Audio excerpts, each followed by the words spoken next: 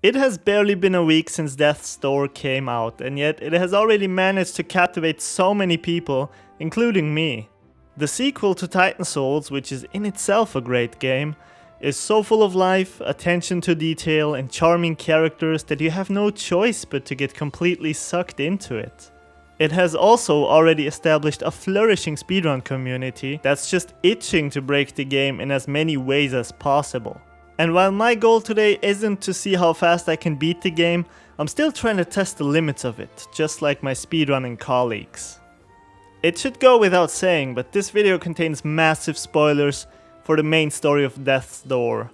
If you haven't beaten the final boss yet and still want to experience it on your own, then I recommend you gently lay this video onto your watch later list and return once you've completed the game. During my very first playthrough, I tried to come up with a way to make the game more difficult. One of its achievements requires you to beat the game while only using the umbrella as your melee weapon, and while the umbrella is the weakest weapon of the game, only dealing half the amount of damage than the standard sword, this challenge still isn't very difficult because you can use all of the upgrades, as well as your bow and the magic spells once you get them. So therefore, I thought I'd take this challenge to its absolute extreme. I'm not gonna use the other melee weapons, I'm not gonna use upgrades, and I'm not gonna use my bow or the spells during combat. Which brings us to the question: can you beat Death's Door with only an umbrella and no upgrades? You know, the beginning of these kinds of challenges is basically always the same. You just casually play through the game as you normally would. I started things off by demonstrating some speedrunning skills and skipping the very first area of the game up until the boss. And even though this was the only trick that I had under my belt, it did make me feel pretty good about myself. The umbrella's lack of damage became apparent even against the very first enemy in the game. And on top of that, I also died a few times already, which is definitely not a good sign for things to come. With my vast amount of Titan Souls experience, I was eventually able to defeat the weird Beyblade Vine Thesis with a swift swing of my umbrella. Generally, I tried to avoid fights and exploration as much as possible. My goal was to try getting through this as quickly as I could. In the first hour of the game, that wasn't too hard of a thing to do. Sure, the enemies took twice the amount of hits to kill, so everything did go a little slower than usual, but at least I could defeat them.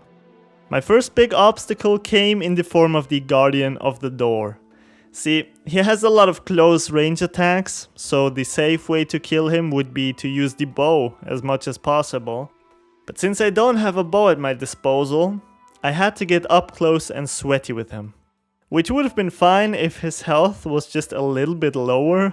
It took me a few tries to get past him, but I eventually did and went to talk with the Grey Crow. I then left for the estate of the Urn Witch and didn't talk to Old Crowman again until the end of the game. In the Gardens of the Witch, one of my biggest problems was solving these puzzles without hitting any enemies with my bow. The large quantities of them also made it difficult for me to survive because there were just so many. However, the inside of the mansion proved to be an even bigger problem.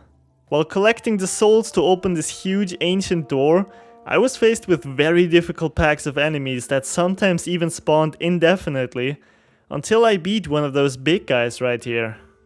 My low damage output made each room a completely fresh fight for survival, but after a bit I had released all of the souls and got to challenge Avarice, which always makes the Titan Souls fan in me glow up with joy. To my surprise, the first Avarice was actually easy to do. It does help that you instantly get thrown into battle again after each death, instead of having to walk back from the last door you found like is usually the case when you die. With Ava out of the way, I got the flame spell and went to light up the witch's house. I entered Grandma's basement, also called the Inner Furnace, which is creepy. Why does she have a huge furnace under her home? Confused, I ran through the basement like a little child that has just turned off the lights. Unlike that child, I didn't run because I was scared, but because this area is probably the only one in the entire game that I don't really enjoy being in. Granny was not very pleased to see me.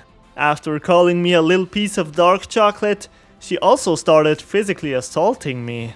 During the fight, I was tempted to light up her pot for that one achievement, but obviously I couldn't because it would have interfered with the challenge. The Witch of Urns is arguably the easiest boss fight in the game, and yet it still took me a solid 5 minutes of smacking her with my umbrella until she was defeated. As her killer, I obviously had to honor her by attending her funeral, and then I left to seek out my next victim. I met the Lord of Doors, who tapped me on my shoulder for killing an old lady, and cried while looking at all of the upgrades that I could never get. Even though I set myself up to only not use the bow or the spells in battle, I still tried to complete most puzzles without them if it was possible. In the meantime, the small enemies became more and more difficult the deeper I progressed into the game. Especially rooms like this one, where I had to face off with 3 big boys at the same time, really tested my patience. This also proved to be the most important virtue in this whole run. Going in and blasting damage was never an option for me. I had to stay vigilant and tactical.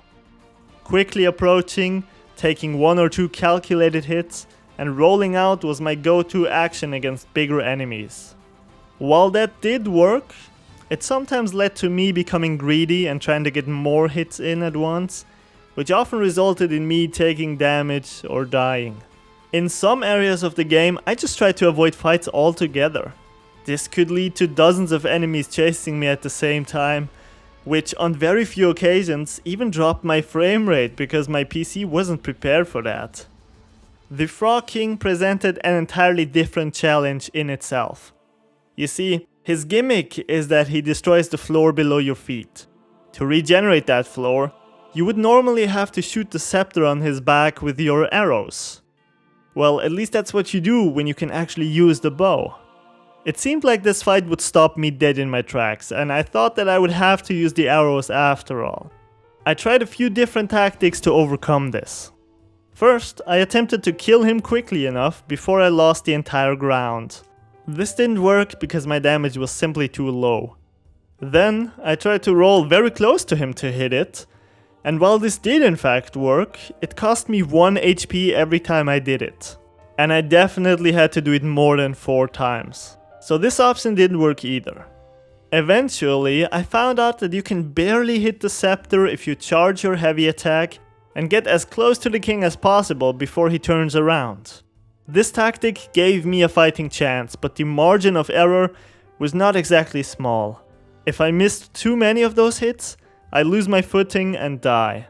Or, if I got too close to the edge while charging up the attack, I'd slip off and lose 1 HP.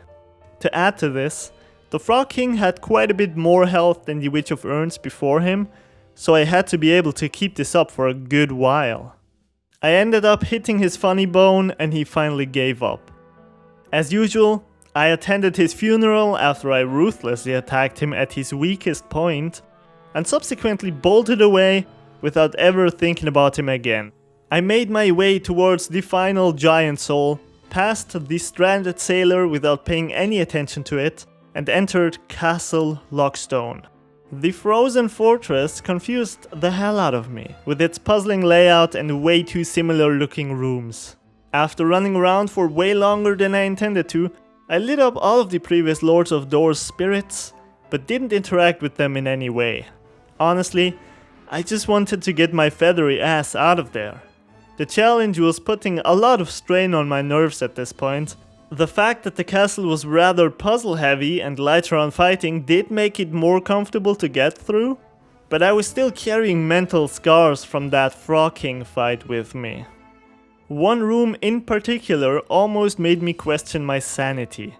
This one, with the heavy guy with the shield, these magicians, and later on this golden guy with the hunter, drove me crazy. It had an almost boss-like difficulty to it. These big boys gave me a lot of trouble anytime they showed up, but especially when they were surrounded by other smaller enemies. The second Avarice fight was pretty okay.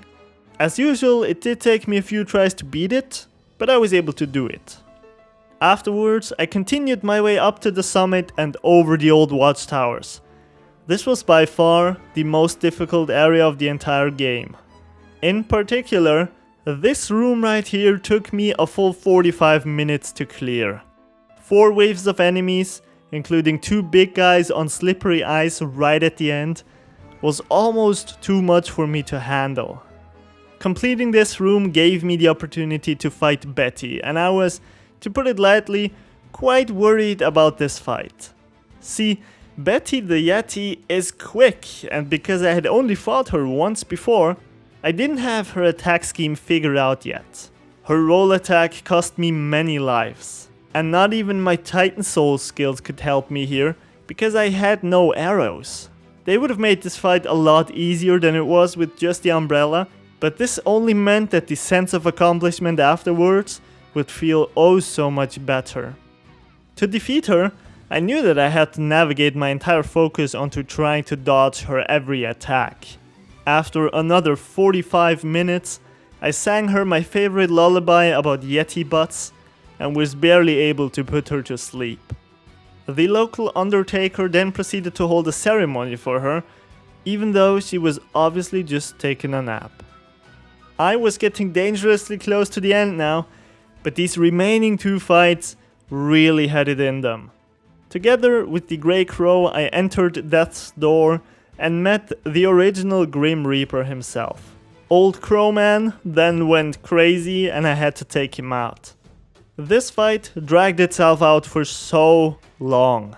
As you know, I barely deal any damage at this point. I still don't have any upgrades and I'm still using the umbrella, so I do half the amount of damage that one usually does when starting the game. This, however, was almost the end. And to make things even worse, the Grey Crow jumped around so much that I could only hit it about once or twice every 10 seconds. A single attempt could therefore easily take me 5 to 10 minutes, depending on how long I managed to survive. In the end, I just had to build on patience.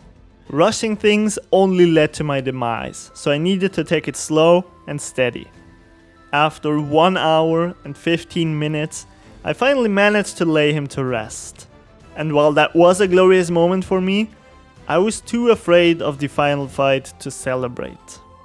The last Lord of Doors set out to be the most difficult fight of them all, and from a perspective of pure difficulty, he was. He sent me through half a dozen of his phases, alternating between fighting and running sections. The latter weren't much of a problem, but the fighting ones definitely were. I had to stay completely concentrated if I wanted to endure until the end. There were a few checkpoints in between the sections, so it was clear to me exactly when I was making progress and what my next goal had to be. When I reached the final checkpoint, it was a fight for life and death.